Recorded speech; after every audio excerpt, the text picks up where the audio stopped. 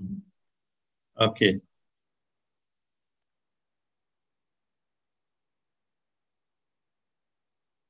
How about now? Can you see my slides now? Yes. Okay, perfect. How about others? Well, they're still struggling. Okay. Yes. Okay, Dr. Abida, thank you. Thank you for this feedback. So let's start and looking at the we are 9 minutes late. So let's start very quickly. Feel free to post your question in the chat because on my right, I can always see your chat messages and make it informal and more interactive. Okay, so the topic I have selected is designing interactive content and for blended learning. So, and tagline is like fusion of face-to-face and online learning experiences. Okay. So let's move on. And blended learning was actually like a code blue when we struck this pandemic. Everything was locked down. We can't access our campus and resources. So that's where blended learning approach could actually save us. Okay, so this is the drawback of having host. You could always distracted by people who are still coming in, and I need to add in admit as. Okay, I will introduce then introduction about blended learning, and then some theoretical background, and then move on to guide you how we can select appropriate blend for your scenario. Okay. And then at the end part, I will be sharing, I was planning to share two tools, but due to short of time, I will be focusing more on H5P. It's a free tool you can use and create interactive content for any delivery method. And at the end, I will be taking question and answer. Okay, so just to show you the current status, due to this COVID-19 and pandemic, instructor-led training, like normally physical on campus or in a room or in a seminar or webinar room or workshop room, that's what we call instructor-led training is actually dropped by 55%. Okay. And then virtual instructor-led training, what I'm doing now is actually, I'm kind of an instructor or facilitator, and it's in a virtual environment, increased by 78%. Okay. And I'm still admitting people, Okay. And online learning increased 74%. So this is the research paper they done in last year and still valid actually. And even in the state of endemic, the statistics will remain same, almost same, because of saving the costs. Now you could see, like if Prof. Shebi asked me to travel to UK and do this webinar, I will think twice, because of the cost and all that. But with the help of technology, we could actually do that in a virtual environment. Okay, so let's move on. Just to show you the background, we have very much familiar like e-learning, that is A circle. Then we have mobile learning, that's a D. Then we have some kind of distance learning.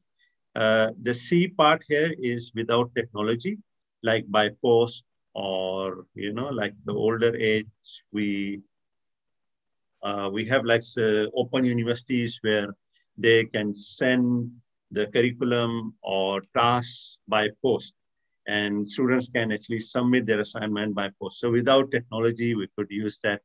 But our focus today is actually this E part, which is mix of e-learning, electronic learning, mobile learning, and distance learning.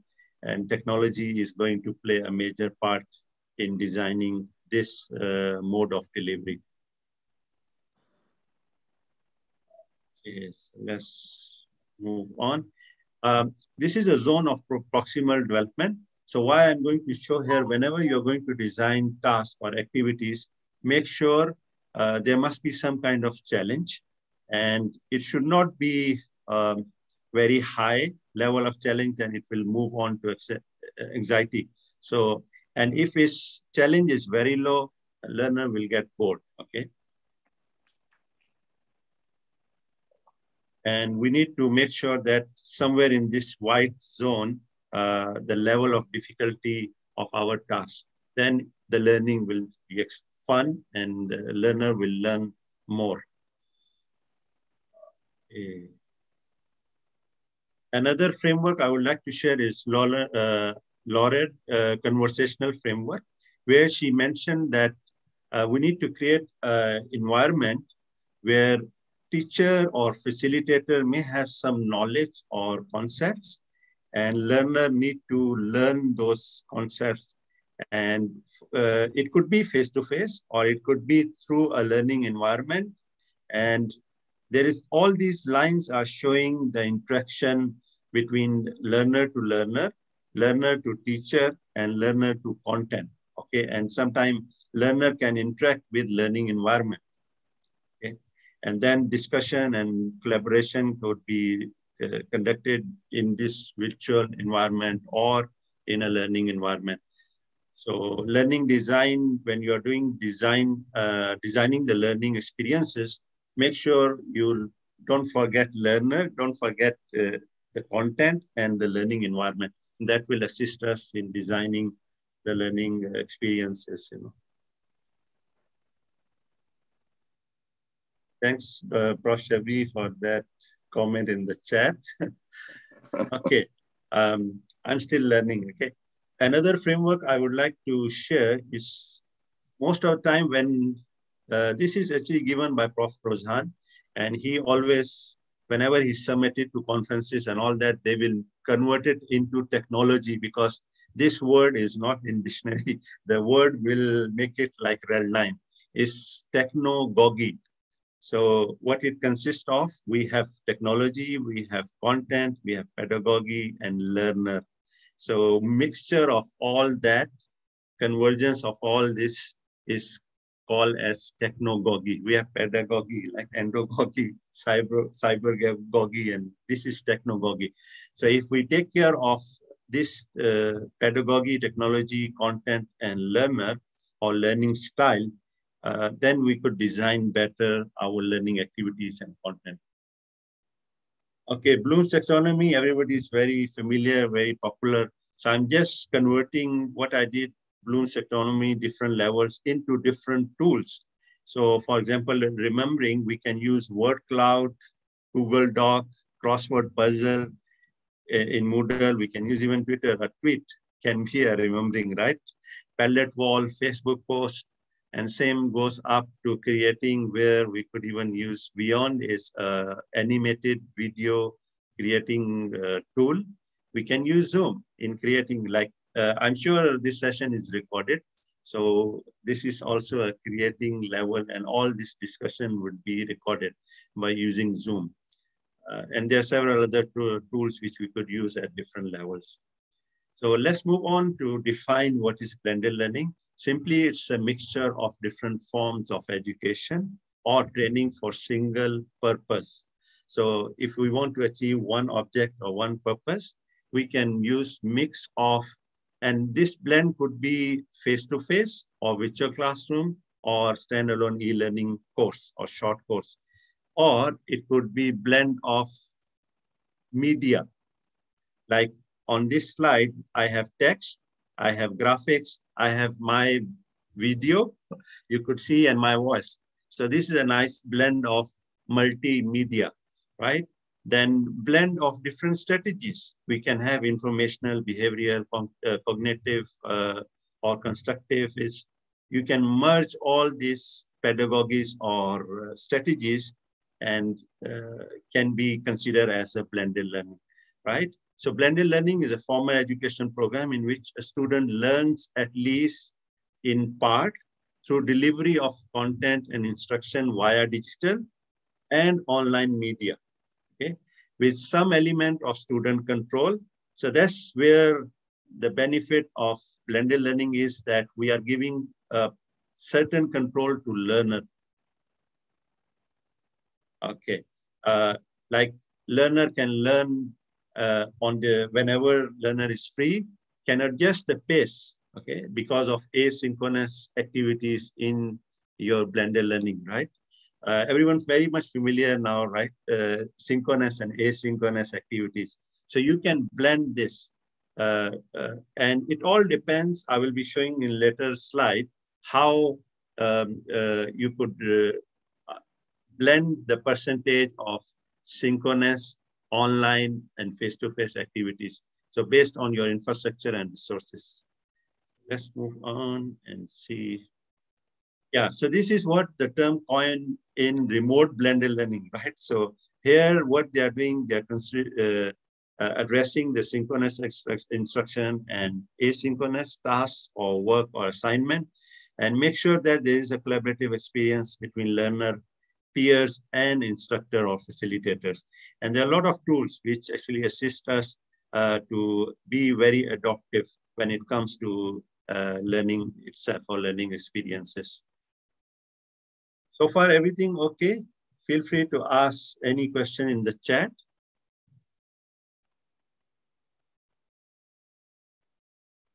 Ace is okay. Just type in the chat, say yes or no, or how you want me to. Okay, that's great. That's great. Perfect. Thanks for the feedback. Okay, delivery methodologies also can be merged or blend, and most of us are very familiar with face-to-face, right? Brick and mortar, model, which is kind of obsolete after this pandemic, but still in certain skill-based, outcomes, we still need to follow this. Then you have online learning or virtual, the way we are doing now. And in the middle, we have blended learning. And here, the key word here is seamless. So when we are designing learning activities or tasks between face-to-face, physical, and virtual, make sure learners should have seamless transition. And our learning management systems could actually assist us in this, okay?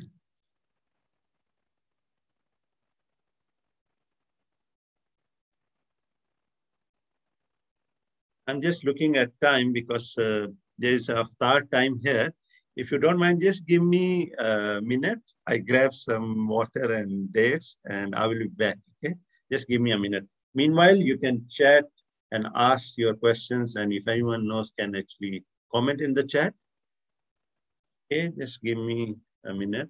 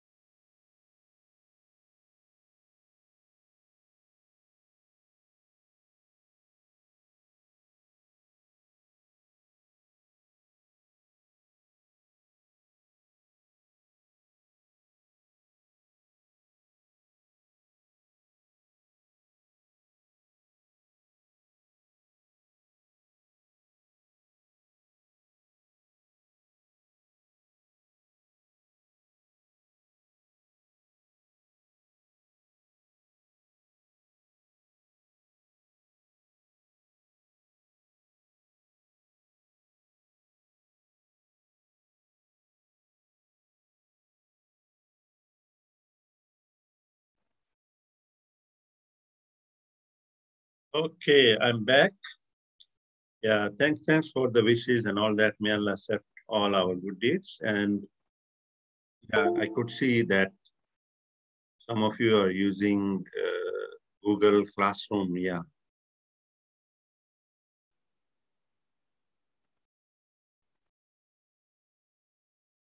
Can I confirm you're still hearing me, right?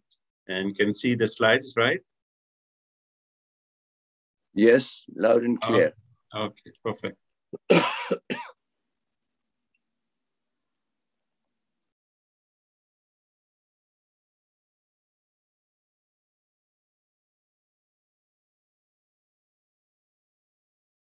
Okay, so I was sharing that the key here is seamless. So if we can do seamless transition between face-to-face and online, that would be great.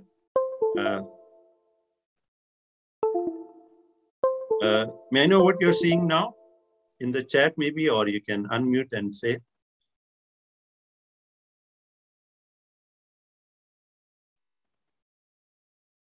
Food, okay. Yes, salad, wow. Are you using magnifying glass? Fahad. Fahad, yes. Salad, yeah. So people living in Malaysia will know very well. This is actually a buffet style, right? You bring in your plate and just mix anything you want. So maybe chef cooks something very spicy, right?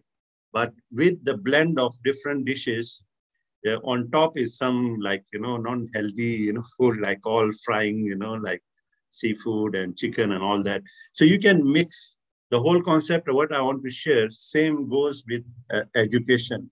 Could we allow our learner to pick and choose within certain boundaries? Because at the end of the day, we need to graduate our learner with certain competencies. But there will be some freedom for learners to pick and choose. So what I want to highlight here is like a buffet style where you go pick your own favorite dish, or you can sometimes mix up, right?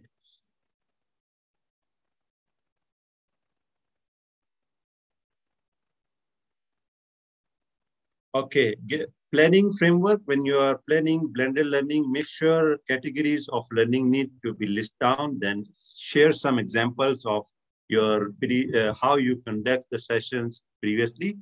Then possible methods for blended learning, you can write down, and what will be the benefit of that, and then difficulties or challenges. Maybe you need to acquire some software or some hardware. Then we need to just measure effectiveness of this method, and then what would be the possible blend. You can simply write online 70%, 30% face-to-face, or you could say that 50% asynchronous activities and 50% synchronous activities. So when you will draft this on a piece of a paper, then you go back, look at your material and start designing with instructional designers or even e-learning experts, Okay. Any questions so far? All okay? And if you're looking to apply this technogogy framework, then you need to list down, you see, based on technogogy, the lesson design is forced to consider the element, first of all, content, learner, pedagogy or technique of your teaching and learning, and technology available. Most of the time, we ignored intentionally or unintentionally the learner. So when I say learner, we at least need to, apologies for my name, okay, it's no worries. Yeah, so we try to ignore learner, right? So when I say learner, at least we should know their what's their level of like knowledge, and what's their profile, what's their background.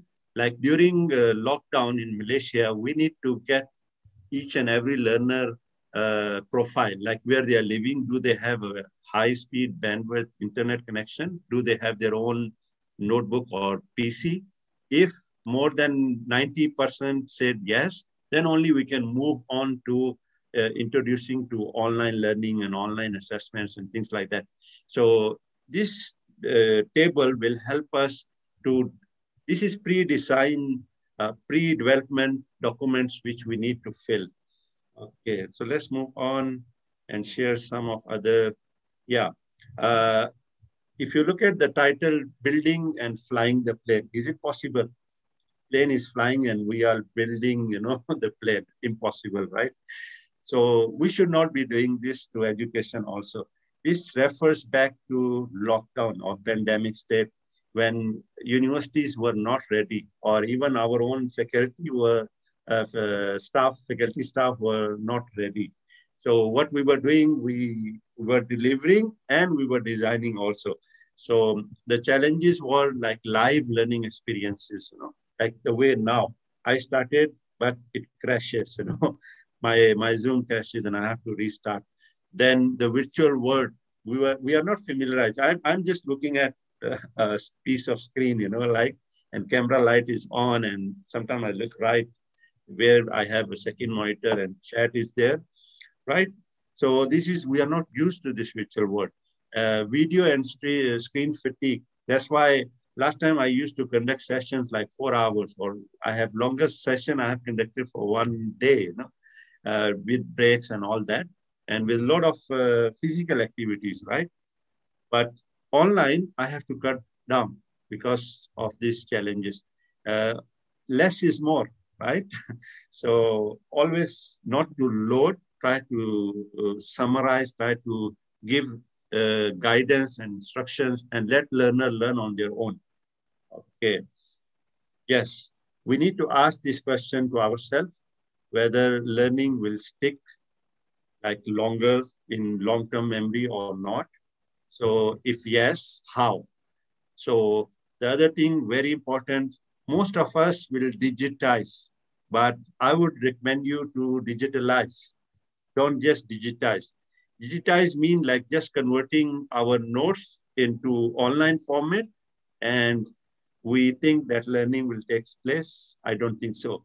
We need to digitalize. A lot of activities which we were doing last time face-to-face is almost impossible in Zoom or in virtual learning environment.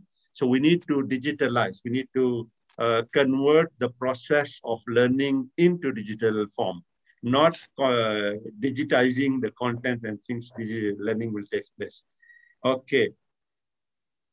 In-person training, that's what, into a video conference environment.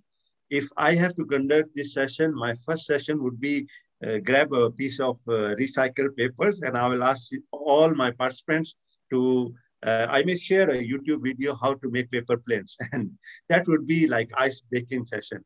I will ask my participants to make paper planes and let's fly. The paper, anyone whose plane goes longer or fly, longer can get a chocolate, But I cannot do that in a virtual environment. So I have to think differently. So I will use chat, right? And I may ask question, post a poll. Still, virtual learning can be a social. So that's why you have to feel free, ask questions, right? And how do we deliver learning in a complete environment? We need to ask this question, prepare ourselves, and then we can deliver and learn from our mistakes and redesign our learning activities and learning experiences. Okay, so I'm just sharing some of the best practices when we are designing our content. So Kevin from LinkedIn, he's a vice president of learning and development. So he said the most important thing is we should have a great content, right? That's the first thing. Spend some time on getting great content, and I will be sharing at the end. If you don't have time to create content, there are a lot of tons of resources available. We call it the open educational resources. And I'll be sharing with you. You will stop using Google. You will be using those two search engines which are searching all open educational content. So great content is the first thing. Great delivery of that content is very important. So if you could see, I have content on my slides, and I'm using Zoom, another software or platform, to deliver this content. And they have a nice feature, share screen, right? So delivery is very important. And I'm delivering it in a synchronous mode and facilitator-led content. That's why I just put bullet points here and I'm explaining them, joining these dots together. So if I have to deliver this in asynchronous form and I'm not present there, then what I will do, simply just record this voice over by pressing a feature in latest PowerPoint, record, and your talking head will be somewhere there, and you can convert this into a video form. and let learner learn. Then operational excellence, that's very important, that how nicely, like I'm keeping an eye on the time also. So I almost spend, like 30 minutes already. So, and other things like, sound should be clear when you're delivering. So content, images should be very visible, not distracting, the learner. Delivery of great learning experience. So that's very important also. Be in the shoe of learner and then think whatever content you're designing, is it suitable? Is it appropriate or not?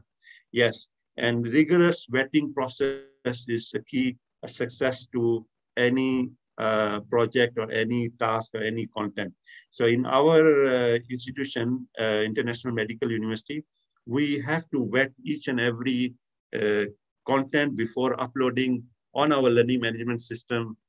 Before even learner complain, we ask our senior professors to please look at it. And even on this slide, there is some mistakes, right? R should be capital, right? So I have to go through many times this vetting process, right? Yes, customized learning paths. So that's where technology could assist us. When we were in physical face-to-face session, whatever facilitator delivered, that's it. We can't ask. You can ask once, please repeat what you're saying, I could not understand.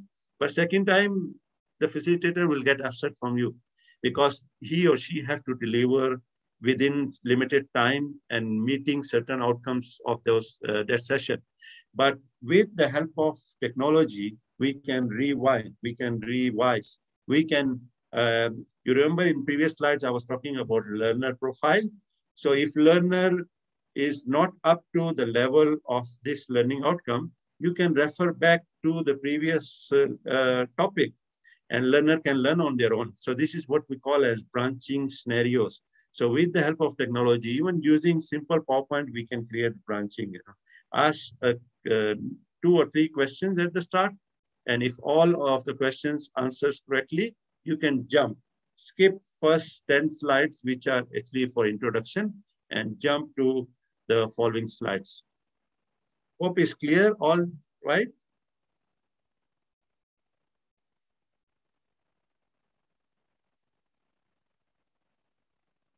Okay, just say yes or no in the chat. All clear, right? Okay, I could see 1 thumb up. Okay, thanks, Dr. Gohawajid. Yeah, okay. Thanks. Right. Now, Simon Brown is Chief Learning Officer at Novartis. I think I'm a pharmaceutical company, well known. The technology may be new, techniques are the same. So what it means, whatever you were delivering and how you were delivering in the past, it would be still relevant. Don't worry. Just try to digitalize. Don't just digitize, okay? Always check your learner needs, what they want. Learning objectives or learning outcomes, right? Objectives for us and outcome for them.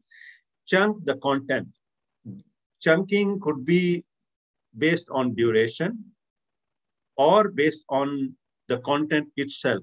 If you're talking about viruses, then group all the viruses content in your lecture and make it a micro learning content, a nugget, a small chunk, and then let learner learn by that.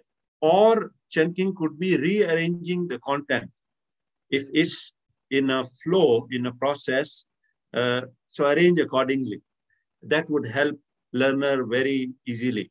I normally give an example, memorizing the digits or numbers, long numbers. So normally we break them into three digits, right? So then very easy to remember even 9 digits or 11 digits long number, right? Or arrange them based on the old punch key of the phone number, like phone dial pad. Very easy, right? Sometimes if you ask me what is my password, I may not recall. But the moment you bring me in front of keyboard, I could type it without seeing the keys. So that's how you could actually link with the real life scenarios and chunk the content accordingly. That will help the learner to store and digest the content. Storyboard is very important.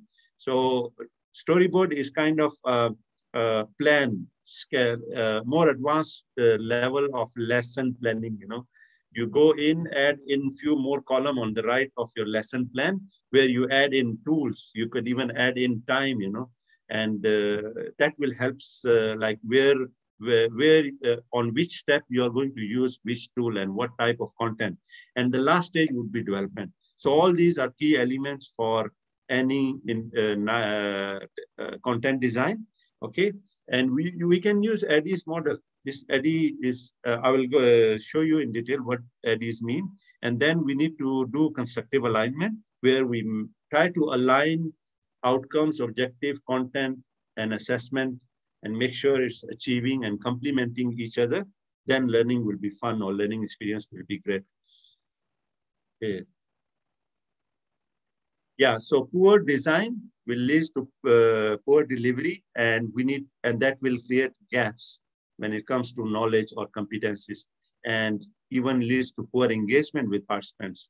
So not meeting learner needs, and ethics and professionalism we need to touch also, because looking at medical education is serious stuff, So we have to go back, spend some time and design your content, focus on what kind of delivery, and we need to reduce this gap. And pedagogy or our technique or method could assist us if we use appropriate tool or technology.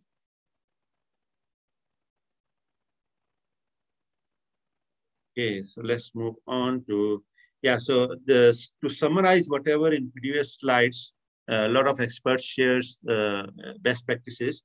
So here I'm sharing the key elements for your blended learning or online learning landscape.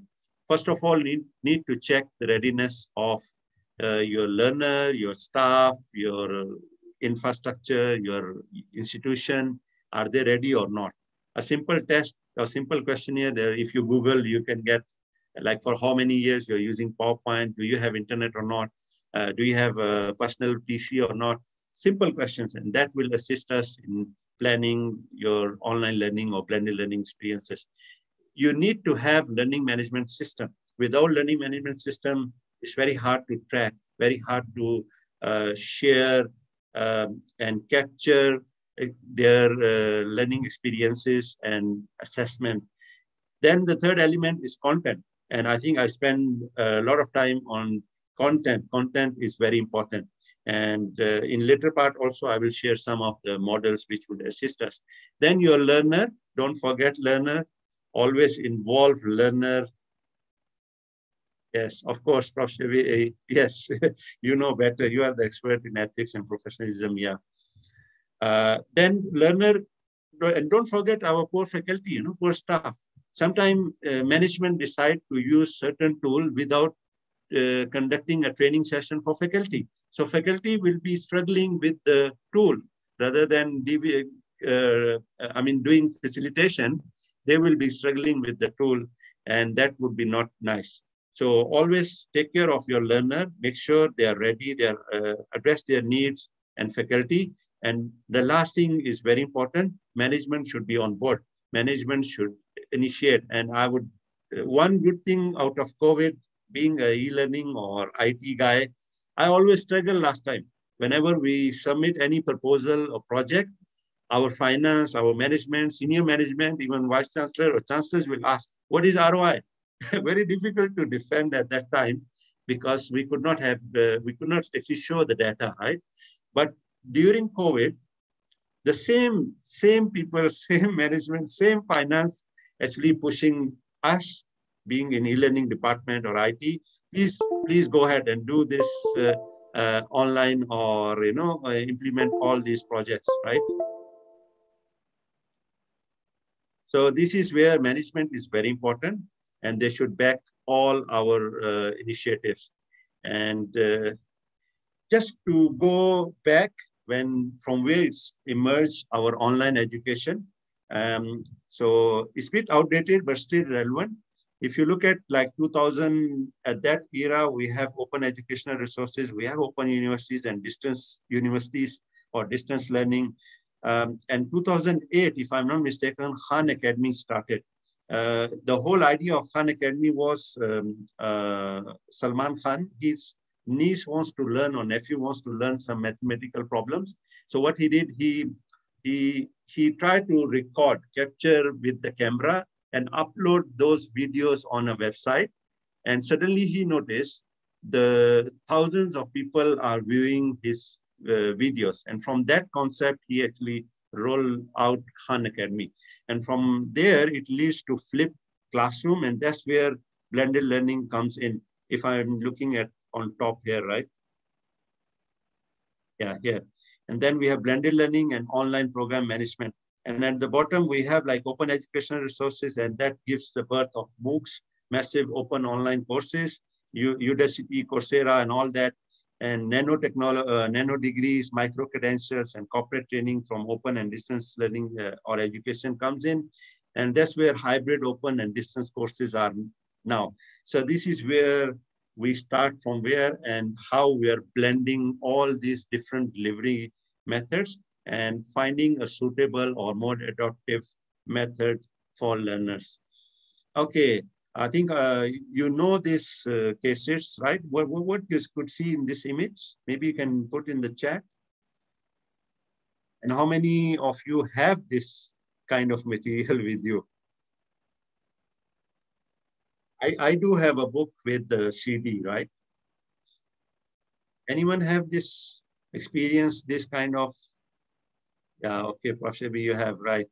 So it's actually a book and a cassette where the author will record explanation of the chapters, and you could actually refer back to all these additional resources in a cassette player, right? But nowadays we have actually CDs or video, VHS, okay, the video headset, right? Nowadays, even most of the books, they will have a QR code or a site. They will refer back to a book site, and you can actually download all instructional manuals from the book, and you could import like question banks and all that. Yeah, old audio book, yes.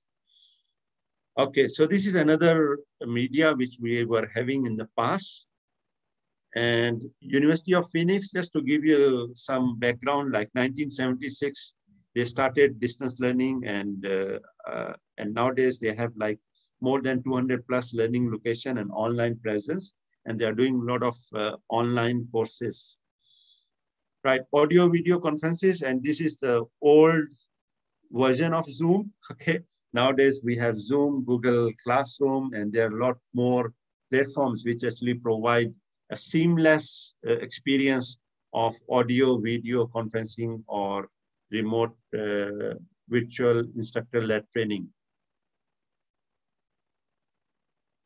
Yes, thanks Nirmala for sharing that. Yeah, that's very important. You see, so you need to share the hard sound, am I right?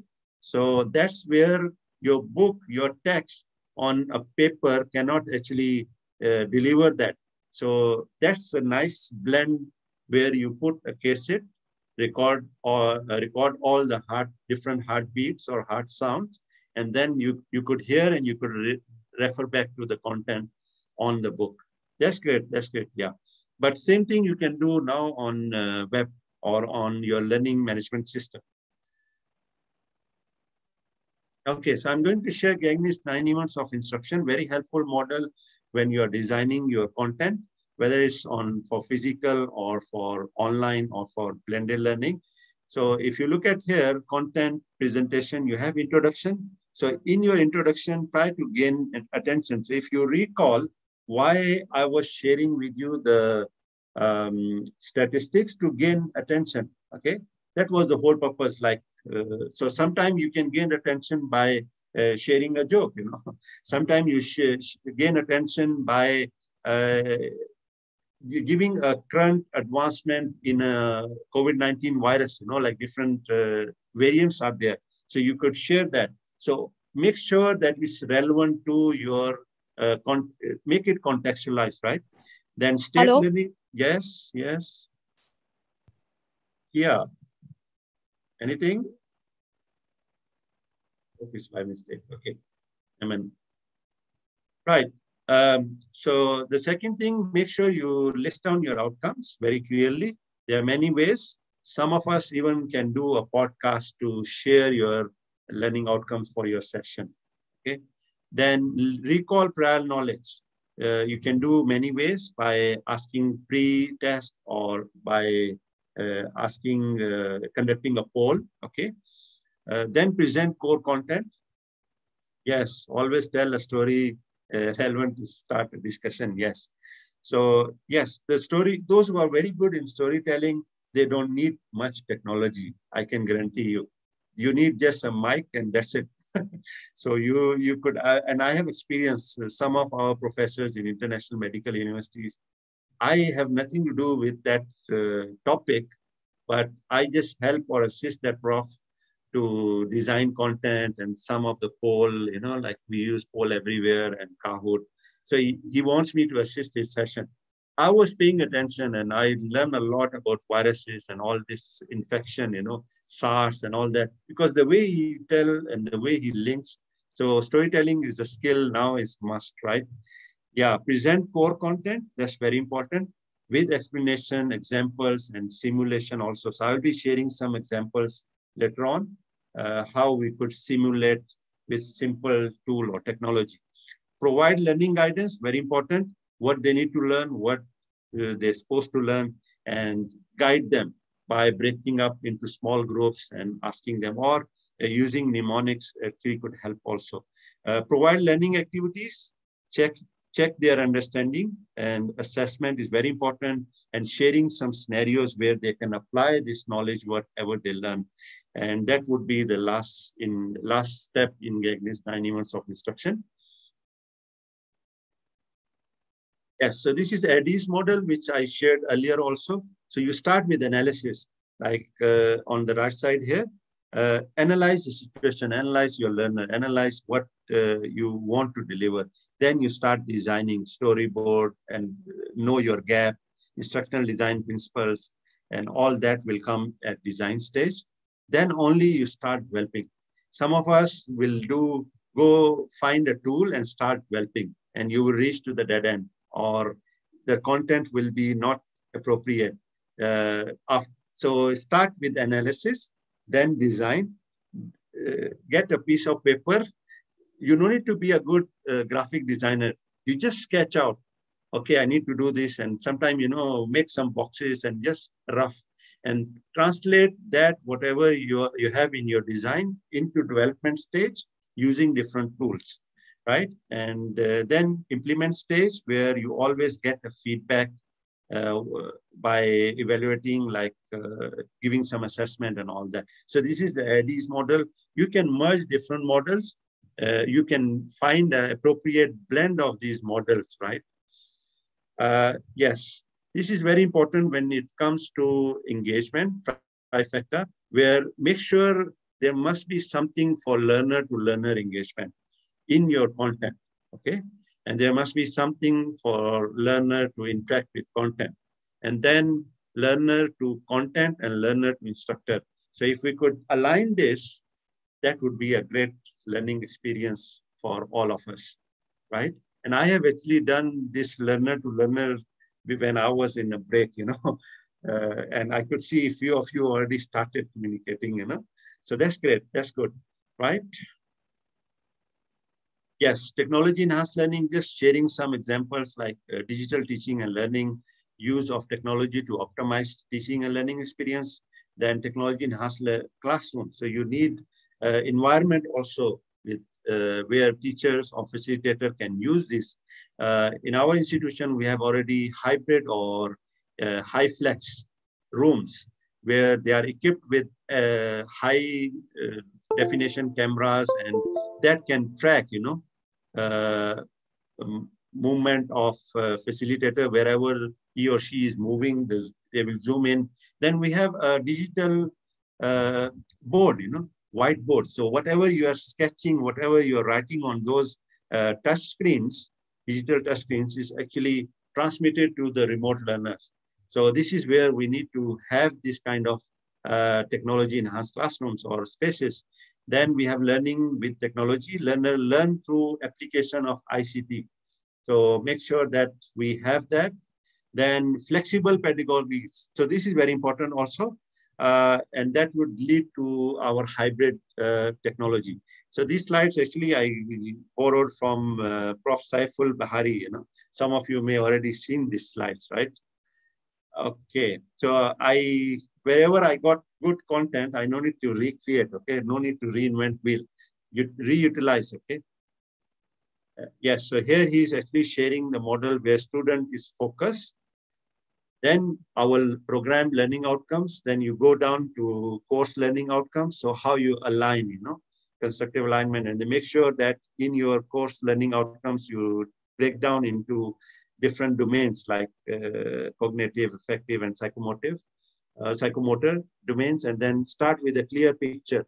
So what is important for student to be able is actually the competency level. So at the end of the day, design your teaching and learning activities and assess to achieve those the competencies which we have actually put it in our curriculum. And when we are talking about teaching and learning activities, so here Prof. Saiful Bahari already shared flipped classroom, online learning, face-to-face, and all that. Other labs, projects, or could be actually incorporated. So if you get this slide and merge with the technology table I shared, so then it would actually be a great help for you to design different content. And then when it comes to assessment, you need to ask questions, whether it's face-to-face, online, open book, closed book, formative, summative, and all this. So make it more flexible or adaptive. Okay, technology could assist us. Khan Academy board is free. You can go in on your dashboard, you set what competencies you want to achieve. They will ask you questions based on that competencies. And if you answer 2 or 3 questions correctly, like in a row, they will change the difficulty level, or they will give you different topic. So that is what adaptive learning is all about. Then evidence of learning could be direct or indirect, like assessment that demonstrate, observe, or unobserved. We still can do online also this indirect. I'll be sharing one tool called Flipgrid, and you could actually ask learner to record their competencies or performance in a video form, and then you could watch that video and can give comments on that. Yes, and observe one is like online oral and online presentation and all that. Yes, these are some examples here where e-portfolio is also could be like unobserved or indirect. Ask them to submit written assignment or projects and all that. Yes, so let's move on to dive in and sharing with you tools, okay? Hopefully all of you are still with me, because I have to pack all this content within 2 hours and deliver. So theoretical part is over. I shared with you some theory, some models for instructional design and all that. Now I'm sharing with you some tools. I won't be going in sharing with you step by step, but I'm just sharing with you tools. Most of our contents now, based on the learner's demand, they love to have video-based content, and make sure it should be interactive video-based content. And that where if, I'm sure all of you are using PowerPoint, right? Bottom here, this part. Can we dwell? Okay, yes, of course, Prof. Shavi, everything is possible. It's all about old dogs learning new tricks. Yeah, but it's not, no, it's never too late. Okay, never too late. I'm not sure whether some of Prof here or not. Let me check the name. My ex-boss, he is around 70-year-old, if I'm not mistaken, and he is still learning new tools. He will always buy the new iPad, new version, because he wants to explore, he wants to learn. So it's never too late, so don't worry. So most of you are using PowerPoint, right? If you're using the latest version of PowerPoint, you could see the record here, right? So by clicking this record, first of all, you design your content, everything is ready. Then you can convert your PowerPoint slides into a video, into a less interactive video. Okay, so I'm just sharing with you.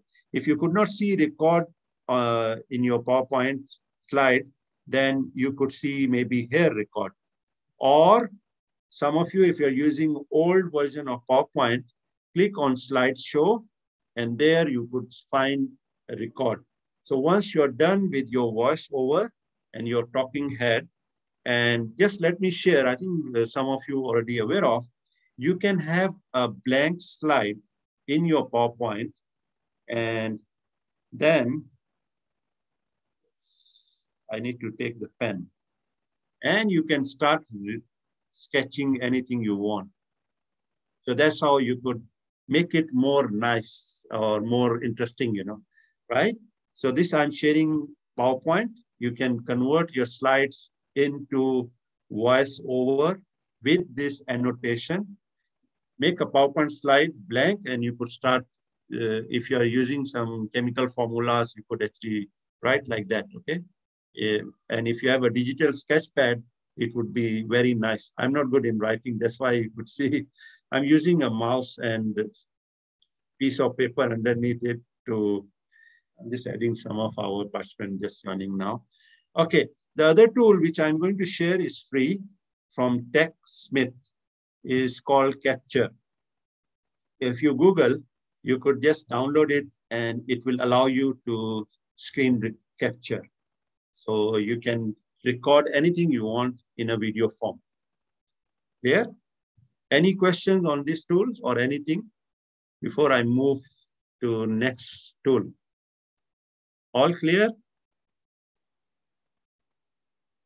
Yes, no? Just use chat. Yeah. Or you want to use mic? Please go ahead. Dr. Mona? Yes, everything is clear. Thank you. Okay, thanks for the feedback. Okay, so let's move on. Yeah, another platform I would like to share is Blend Space, because our title or topic of this webinar is blended learning.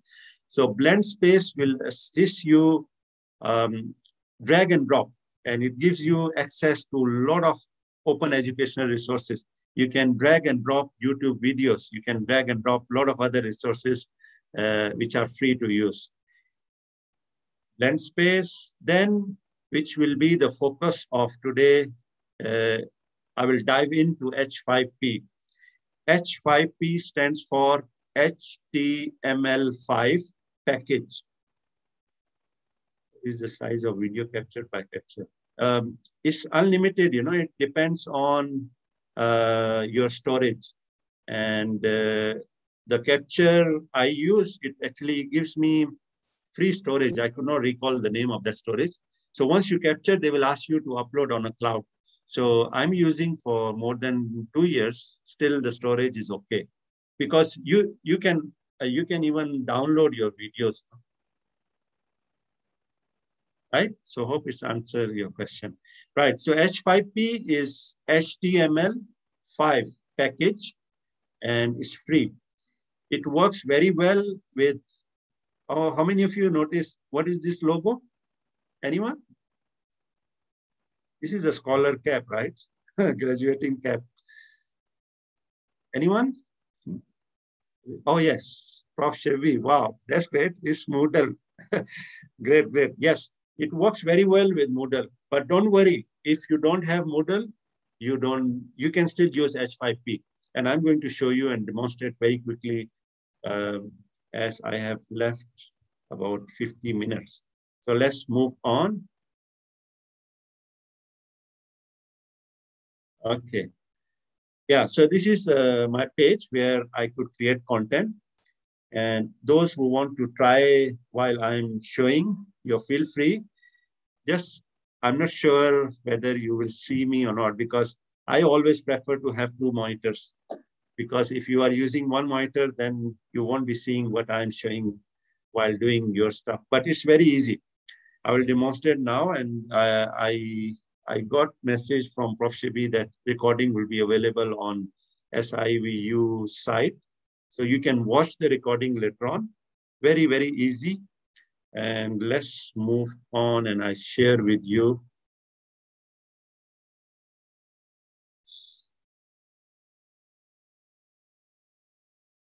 Back in because I restarted my computer. So just give me a few seconds to log in to my H5P.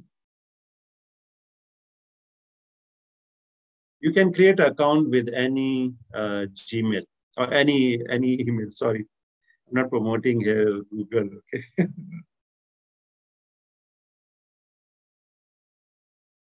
Can I confirm you are still seeing H5P? Hasnan Zafar.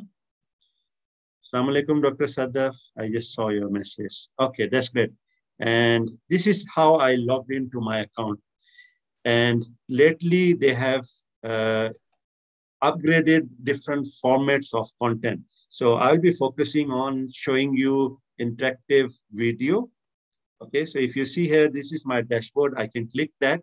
So let me show you first how the interactive video content looks like. Can I confirm you're seeing interactive video with that? And can you hear the sound? Yes, we see, but don't hear the sound, bro. Okay, because it seems it's not playing even. Just hold on. It's not playing. I don't know. Okay. Can you hear? Can you hear the sound? Okay, perfect. Yes, we hear now. Yes. Okay, perfect. Now, if you notice here, this is interaction on top of a video.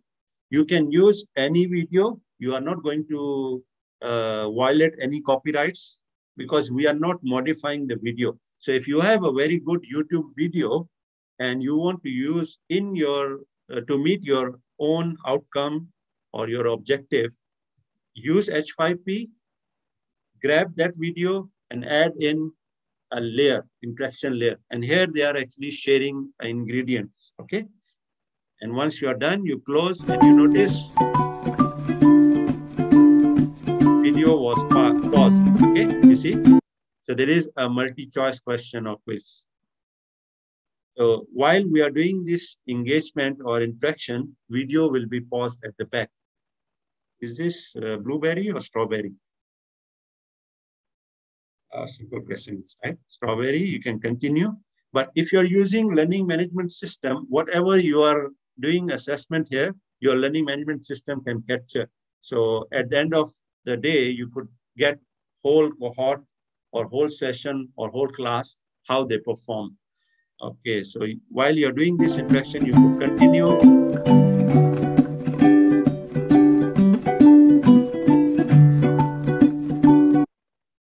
And you see here, now this is a different interaction. Previous interactions were not forced, okay? Here, you can actually have force. So I will be showing you their poster and banner. That's the two options which I will be showing you, demonstrating now. So highlight the ingredients that have been added so far. Strawberries, I think, right? And check, okay, perfect. So that's how you could make sure your learner is with you or learner is interacting with the content, right? Watch intro again if you want, if not. So it jumps back. Sorry, so I can jump again. Yes, strawberries and check.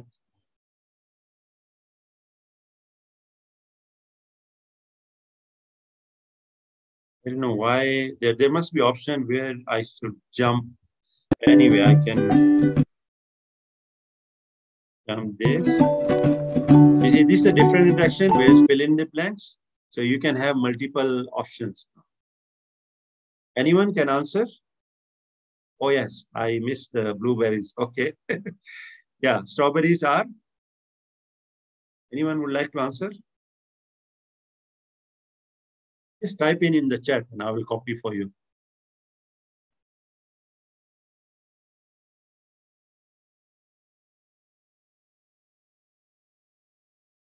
I think blackberries are mixed with maybe milk and Anyone? I could not see anything in the chat. Can you see the fill in the blanks? Yes, no? Yes, we can see. And can you answer anything? Okay, milk. Where milk? But don't know the answer. Don't worry. This is not a final year assessment. Yes, it's visible. Blueberries. Okay. Oh, not black, right? Sorry. Blueberries, milk, oatmeal, cookies. Okay, thanks. And you can check. Wow, that's great. So credit goes to Dr. Sadaf, Dr. Muna, and few others, those who have answered. So we can move on. I can jump. You notice there are small dots on top of the video time bar, So that shows the interaction we have added. So because of time, I will jump, and you could, you see serving also there, and then at the end, they will actually ask you to summary, right? So summary is you have to answer correct or pick correct statements. Is this first correct statement? Relates to whatever we have watched? No. Second one? Yes, correct. Second, yes. Okay, correct. First add the milk, then berries. Yes, no, okay. I click wrongly. First add the cookies, then add the milk. First add the berries, then the cookies and milk, right? Okay. Third one. How about now? Because it's changed now. First one, yes. Okay, good. So we have answered all the three correct statements. So by writing these statements from the content, from your video, you could see that students or learner have watched video completely, because this is more active, more interactive, rather than just sharing a link of YouTube. What they will do, they will click and they will go, or they will be on their WhatsApp, Facebook, other media, right? So this is what H5P can do. So let me show you this, how we could edit and all that, right? So this is the summary of all the knowledge checks or assessments we have. You can click submit and then it will record in your profile, right? Now, the cool thing is, once this I just use, I didn't design it. If you go to dashboard, you see examples and download, there are tons of examples. Lesson, yes. Yeah, but lesson, you need to work more. Here is very easy. I will be showing you now how fast I can add all this interaction. So if you click examples and download, and just now I showed you example of interactive video.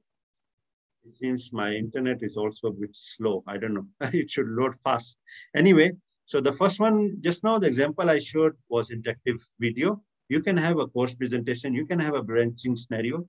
Just now I was telling you. So by clicking this and downloading that example and changing, see, this is the sample, still loading.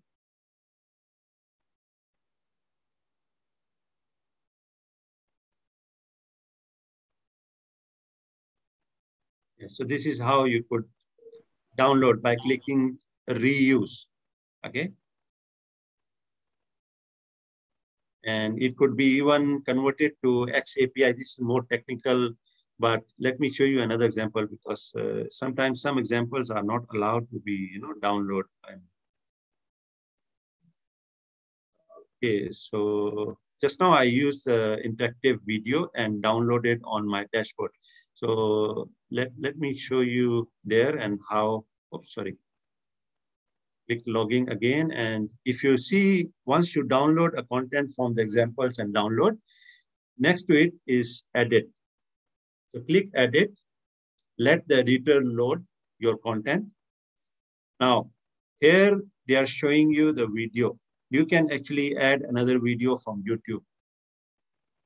Right? By clicking this, you can copy and paste the link of YouTube video. Once you paste that, it will be loaded here. It's very simple, 3 steps, and you are done with your content. Video-based interactive video, download a video from YouTube. No need to download, just share the link. Sorry, don't download, because once you download, you are violating the copyright. Just share the link by clicking this plus sign. You could even upload the video, but in free in account, you have a limited storage. So I will recommend you to upload on YouTube and make it unlisted if you don't want to share to all public. Don't make it private. Private is only for you to access. And then anyone with that link will be accessing your video. Copy that link here, click insert, click step 2, your videos will be there. And this is how it will load. And on top, these are the buttons or whatever interaction you want to add on top of your video. So if you want to add a text, just click this and how you want that. So this is like button and poster. Button is just now the first few interaction where it will continue. Learner have to click it. Then only your additional content will appear. So if I click button, then what you want to appear there, label, that is first, yes, and then text is, sorry, this is testing H5P, and you are done. You see here, first test is a button. You could adjust wherever you want. And if you don't want at the start, you can move the timeline. Okay? And it will appear here. Very simple, right? And there are a few more. If you want to add another image, which explains more what is shown in the video, you can add in that. You can even have a crossroad where you could jump, branching. Like, for example, where I can add in wherever they showed milk. So whenever I select milk, it will jump there. Okay. So this is second step by adding all, and you could even add a hotspot also. And the last thing is the summary. So the 3-4 statements we have selected, and you could see that the first statement is correct, and then you could add in the first statement is correct. So you could add in several, statements, and once you're done with summary, and it's very nice to add in this summary. It's like kind of a knowledge check and all that. And you could even give a feedback if you want to mark the statements. In this case, we did not mark, right? And once you are done, you click save. And at the bottom, you could see, do you want to allow them to download this and embedded button, copyright button. And once you're done, you just click save. So in less than 3 minutes, you could actually design and develop interactive video-based content for blended learning. And you could use that during face-to-face session. Before that, you could ask them to watch this video. And let me show you what I have added again. Can I confirm you're seeing that? Interactive video, yes? Yes. Okay, thanks for the feedback. You see the first test appearing there? And if I click, this is assessment. Very quickly, I have added that, and I can actually click and start doing the next and all that. Very easy and simple, right? And any question on this H5P? And if you want to reuse or download, you just click at the bottom of your content. This is on H5P platform. Click reuse. It will allow you to download. And if you are using any learning management system, most of learning management system will support this H5P. Ask your technical team to install H5P plugin. So once you can design on this, your own platform, you can download by clicking this. And on a learning management system, once they install the plugin, you can upload H5P content. Once you upload there, so it's like easy to reuse. Any question on H5P or any suggestion or anywhere you would like to use it. I just share an interactive video. They do have a 360-degree interactive video where augmented reality or virtual reality concept, like you wear the goggle and you interact with the video developed by H5P. Yes, any suggestions, any questions?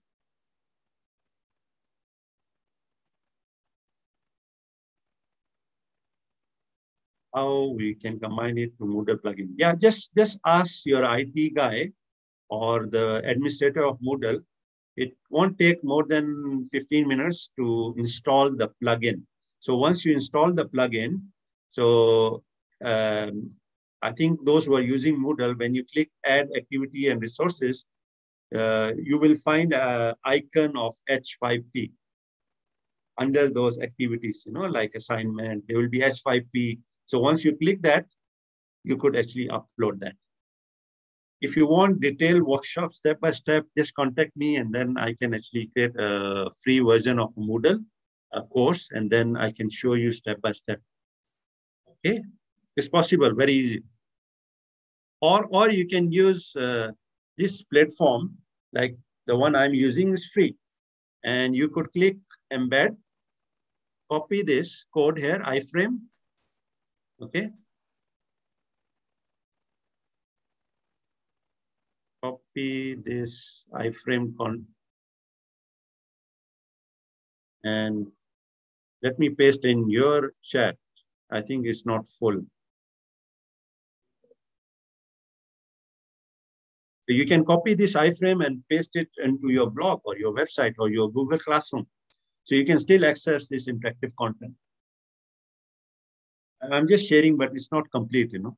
There's something missing. Maybe Dr. Mubashir can add in because he's more IT savvy than me when it comes to website and all that. But what I see, like if you can scroll down at the end, you could get all content and paste it anywhere on the web. So you can still access, right? So clear? Once again, just go to h5p.org, right? Let me copy in the chat. Create a profile. Go to examples and download. And now I was showing you that 360-degree, this one, you see here? So you could have a virtual tour.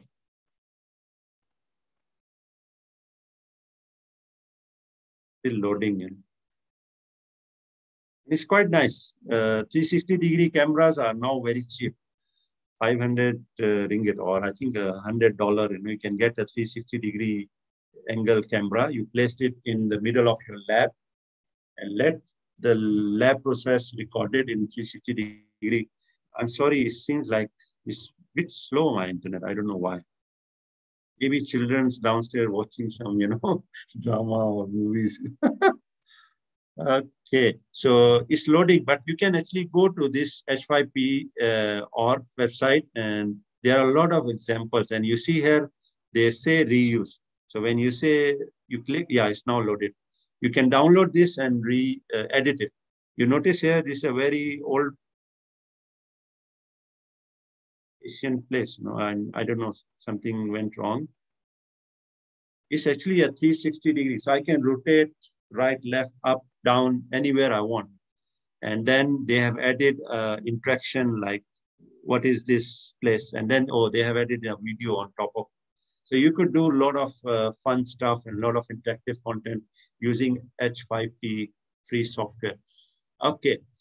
Any question before I move on to second tool, which is a very powerful tool, but sadly is bought by Microsoft. And you know, Microsoft is not open source. Previously, it was open source, but those institutions who are using Outlook or Office or subscribe to Office or Microsoft Teams, they have a good news. So it's now part of Microsoft Teams. The next tool, not this tool. Okay, so let's move on to next tool. Okay, this is a Flipgrid. the slogan of this tool is give voice to everybody, right? So students like very much this tool because they don't need to type long assignments. They just need to grab their phone on the camera. You could also grab a phone and submit your assignment in a video form, okay? The mode of content in this platform will be videos only, okay? So sadly, just now I tried, it's no more free. But what I can do, I can show you the dashboard. Let me log in, because last time I used and create a lot of classes. You could create groups, and I'm logging in. You could create groups and share the code and let learner join your class or your group.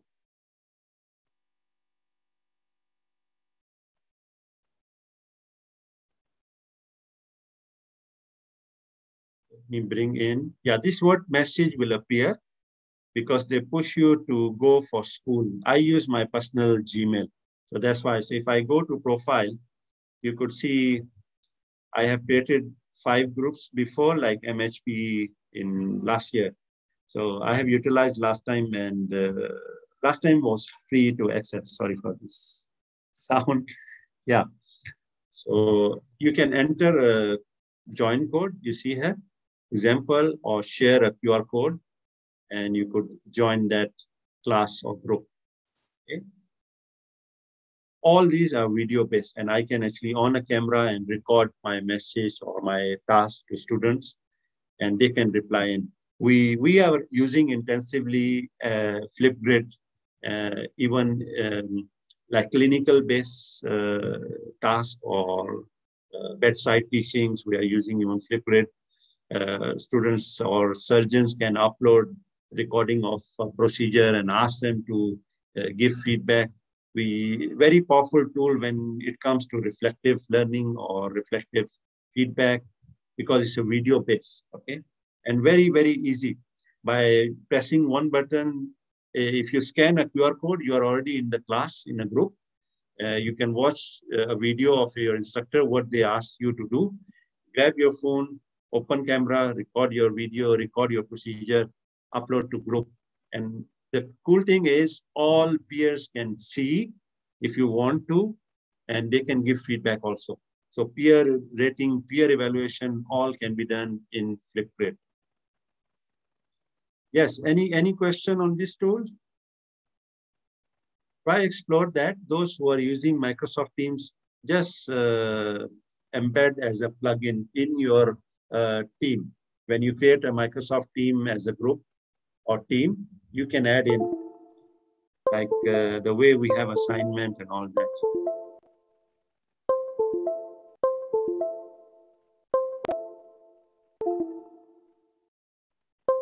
May I know what you're seeing? Sorry, there's something. The screen is black now. Oh. Now we see your email, join meeting. Yes. Because now we see your slides. Okay, yeah. Thanks for the instant feedback. Really appreciate it. Okay, let's move on. If no question on Flipgrid.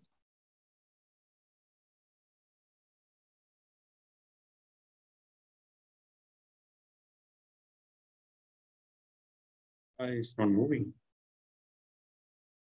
Just give me a second. Sorry.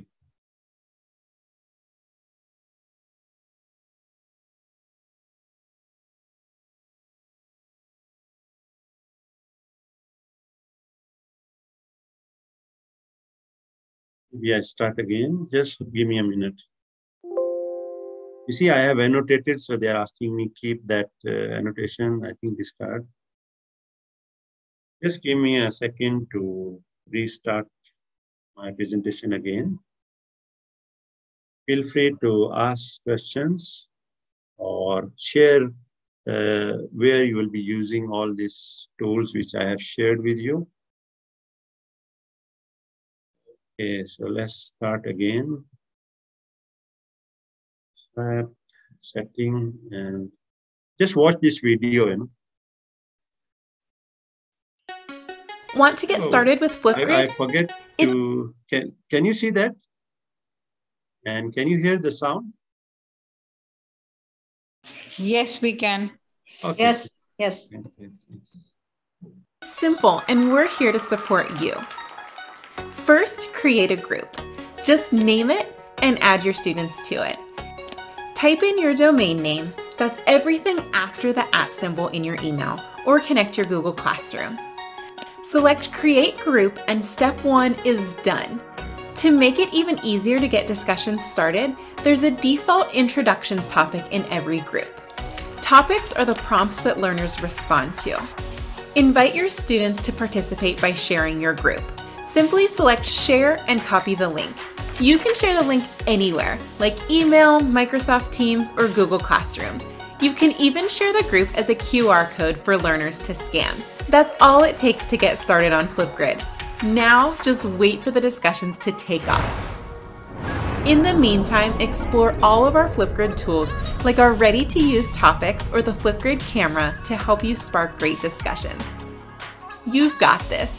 You are amazing.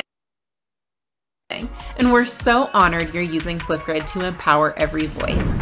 Want to see what things look like for your students? Check out this video. And for specific questions, our Help Center has you covered. Let's start learning together. Yeah, so it's just a summary of what I explained about Flipgrid. Right. So now I was telling you, you will forget. Can I confirm you're hearing? Is it okay, clear? This very important slide. Yes, we can hear you loud and clear. We can see it. Perfect. You can do a screenshot or just type this. You will forget Google. This is a search engine for accessing open educational resources. And you will be surprised. People have shared lessons, books, which are open access. Okay. Use this platform. And second one is Oasis, right? I know I forget to share the QR code of previous page. So here you have a lot of even audiobooks.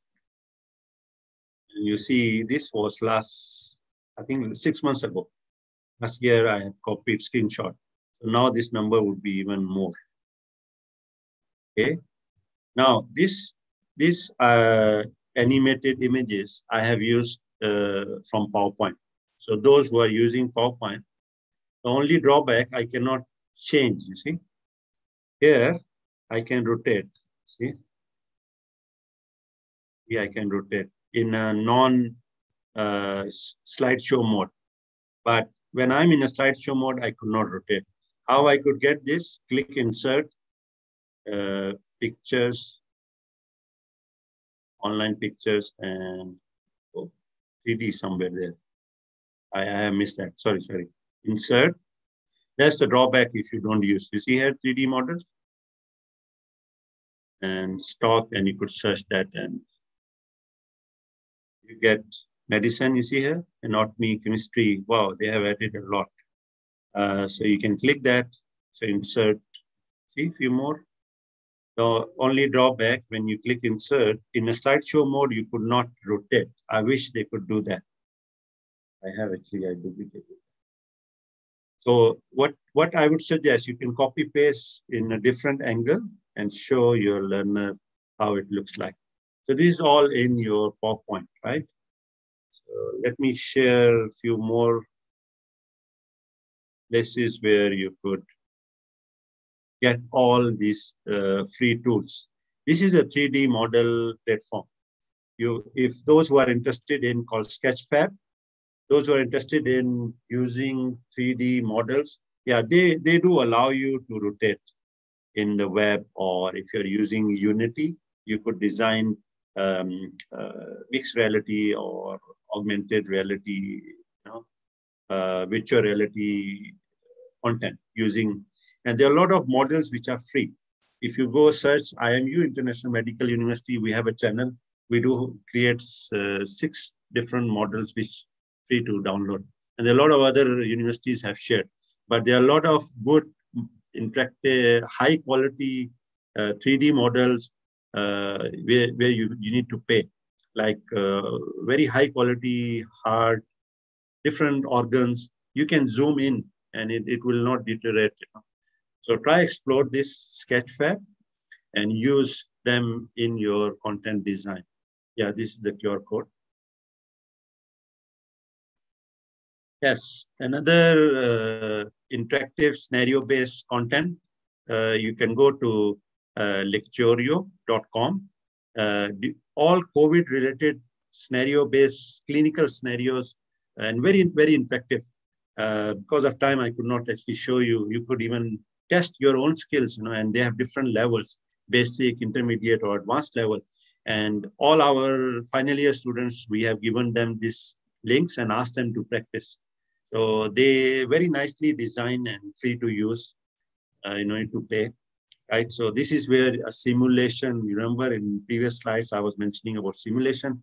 So this is where simulated environment, and there are a lot of sites sharing COVID-related scenarios free of cost. Prognosis is another app you can download. It's free, very simple app, and a lot of scenarios, clinical scenarios.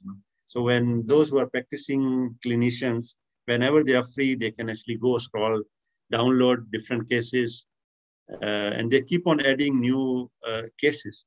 Very short, not each and every case won't take more than 3 minutes, 3 to 5 minutes, where you have to read the history, then diagnose the patient and all that, the case you have, get all the statistics like test results and all that, and then do the assessment and finish it off.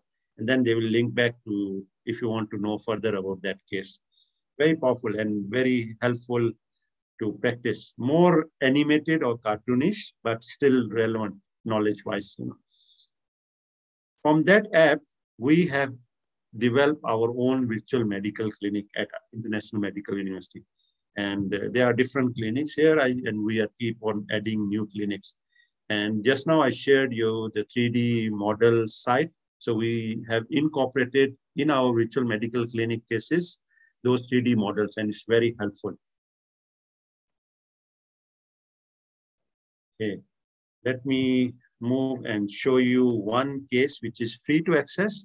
So if you scan this QR code, you could actually access a head injury case where a patient is, brought into emergency ward, and a football player, yeah, and age 28, name Mr. Kumar, is not the actual name, but, and then you can click start. So that's how it moves on, like, let me show you with laser. This is our main screen of a case. You have patient history and all that. You move on, then you have a dialogue where doctor will ask certain questions with patient, or because it's an emergency case, the relative will answer. And here we have some hotspot. If you click that, you could get some, information. And the next screen will be having assessments. You move on, you have CT scan, all these X-ray images, you can free to access, because the owner of this case allows us to share with anyone, or learning purpose and all that. And if you want more in detail about clinical scenario-based design, we can actually conduct detailed workshops in your institution. So feel free to contact me or contact Prof. Shabi, and he can actually ask me. Okay, this is a paper we have published where we convert our bedside teaching. This paper we published with Prof. Shahid and myself, and another, another author also. 3 of us, we published this. So during lockdown, we used actually Gagne's 9 event of instruction, and use Gibbs reflective practice model, and hypothetical, deductive, and think aloud approach for the differential diagnosis. And we converted into a VMC case. So bedside teaching online. So students really appreciate that, and they really liked it, because during lockdown, they could not collect patients, they could not go and visit hospitals, but this approach, and we have published this paper.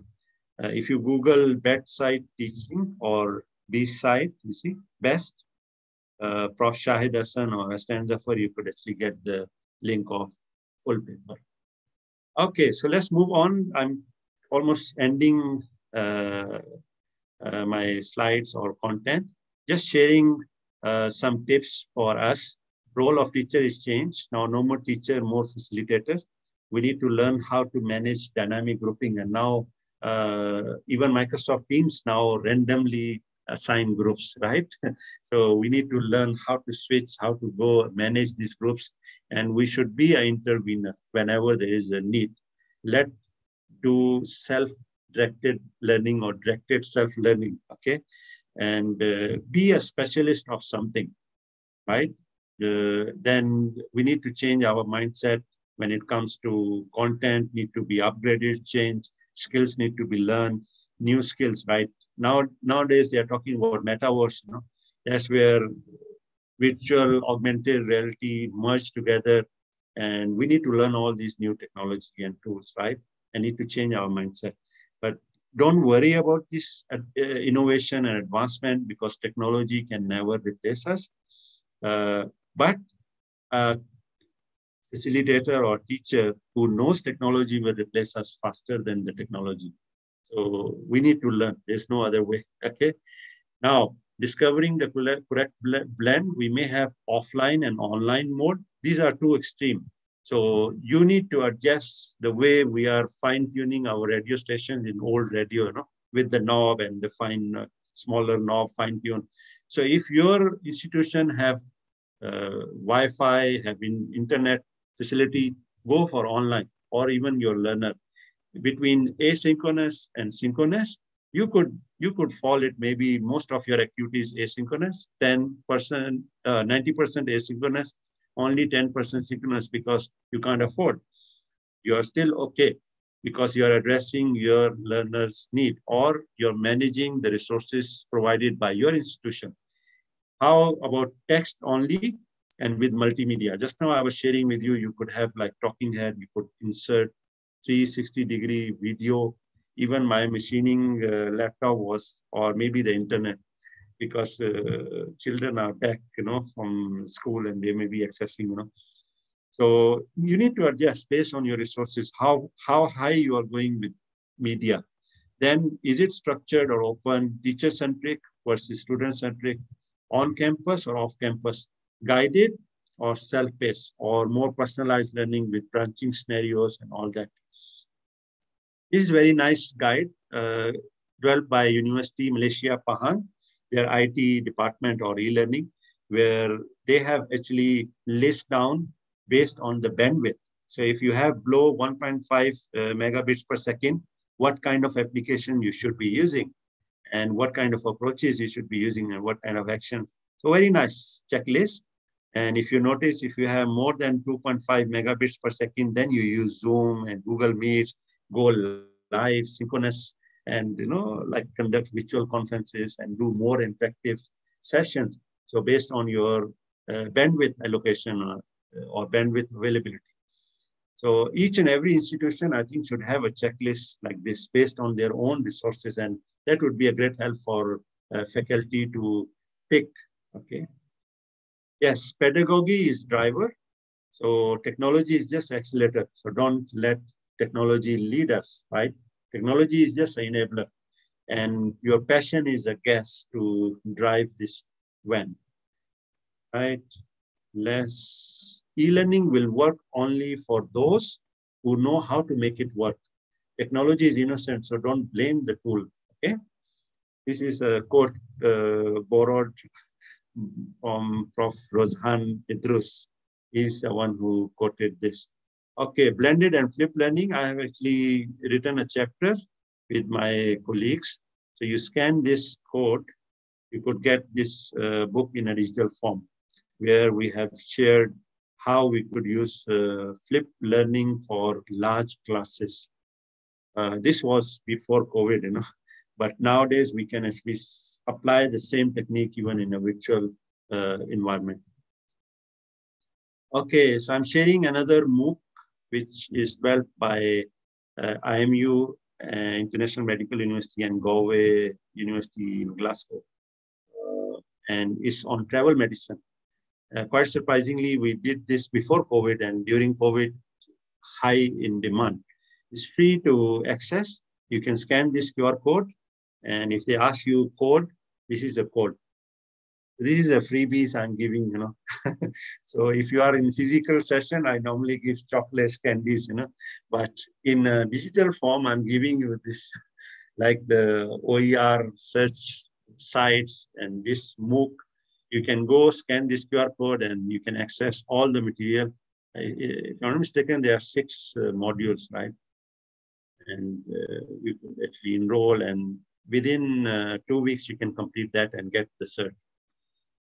Okay, so if you want to know more, just go log into my blog. The first site is my blog. Second is my SlideShare. All the slides which I shared here will be uploaded to SlideShare after this session. And quite surprisingly, still people are joining. So anyway, and my Twitter handler is @hbaloch. And what I want is my YouTube video also. So my YouTube channel is this. If you can scan and do subscribe, please. That's what I want to grow my subscribers. It's a bit outdated. I have now 112 subscribers. So all my live broadcasts are uploaded on this channel, and do subscribe to SIVU YouTube channel also. So whenever we have this kind of session, then you will get alert. So I'm not sure whether they are doing live streaming on YouTube channel or not, but that's how we grow, right? This is in detail. If you want to contact me, Stan Zafar is my web ID. So you can actually get, and that's all. So now I back to the question, like, feel free to ask anything you want. We have I think a lot of time, about 15 minutes, so we can cover your concerns and questions. Let me stop sharing. Let me see in the chat. You can use chat, no worries. Or you can unmute and ask questions.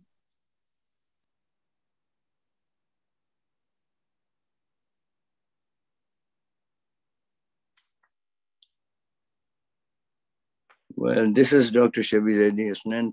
You're already Yes, late for your Taraweeh. I think you miss your Taraweeh today. I can see that. But God will bless you for all this wonderful work you've done to serve humanity through education. I mean, it was so powerful. See, I promise you, in my next life, I'll be your student.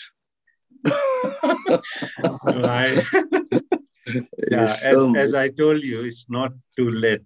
Yeah. And I agree. I'm learning. See, I remember a long time ago when CO2 laser was introduced in surgery, one of my colleagues said that technology is chasing medicine, and medicine is trying to go away from it, but technology would not leave it. So you have to compromise. And you're absolutely right that let technology not overtake us. We should dominate. Otherwise, what will happen, and this is the fear that people have expressed, that AI might replace medical profession altogether. It's already happening in diagnostics, for example, and other things. But that should not happen.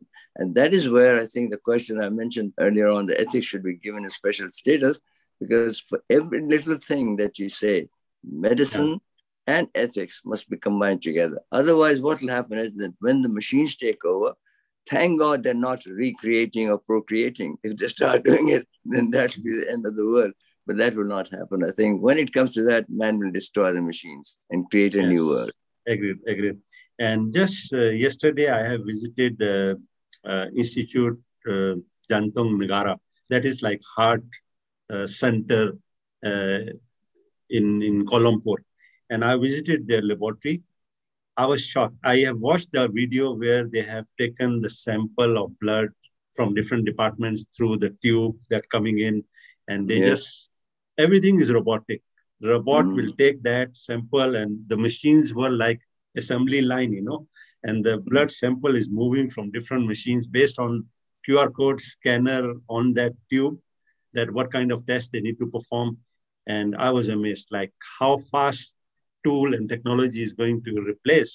But surprisingly, a lot of youngsters were there who could actually adjust themselves. They know how to actually manage that. And you rightly pointed out the ethics and professionalism. So every day, every morning, they have to calibrate those machines because everything is automated, you know. So they don't want even a 0.001% error in the test. So you are absolutely right. Okay. So what I'm going to do, I'm sharing a link of my YouTube channel in the chat. Feel free to click and subscribe. And hopefully if SIVU allow me to share the recording, I will upload on my channel also. Of course, by all means. But SIVU also have their own website, yes, and all the recordings of sessions are there. So it seems like everything is still digesting. Everybody's still digesting the content I share. So many thanks. Okay, no worries, no worries. Happy to do it again on any topic. That's my passion, you know, like I love to share, you know, and learn. Yeah, so we have a few sessions available this year. So let me announce that on 30th of April, we have Dr. Karim Kayumi, who's the founder, the pioneer of Cyber Patient, the technology. He's in Vancouver. So the time may be a little different because 12 o'clock London time will be too early for him. It's about 3 in the morning. So probably it will be late in the afternoon, but that's on 30th of April. Then Hasnan, you have to come back anytime. May and June are booked by IRAS. They're doing these courses. And of course, we need to have you more. And the other thing is that, like I mentioned earlier on, that we have to take a new course for CView. We've done lots of webinars and seminars and workshops, conference.